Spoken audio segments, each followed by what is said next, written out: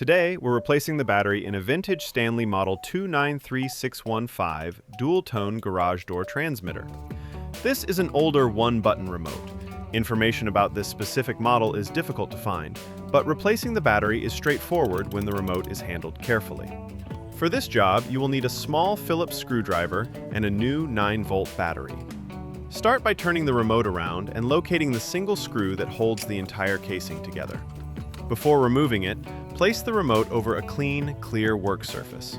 This model does not use retaining clips, so the casing and internal components may separate once the screw comes out. Working over a clear surface will prevent any small parts from getting lost or damaged. Remove the screw slowly and place it somewhere safe. Carefully separate the two halves of the casing. Inside, you will see the original circuit board, the push-button assembly, and the old battery. Before moving anything, take a moment to look at how all the components are positioned. Carefully lift out the old battery.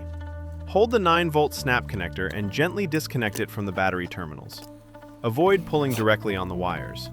Take your new 9-volt battery and attach the connector to the matching terminals. Press it into place until the connection feels secure. Position the battery, circuit board, and button assembly back inside the casing. Now, carefully align the two halves of the remote.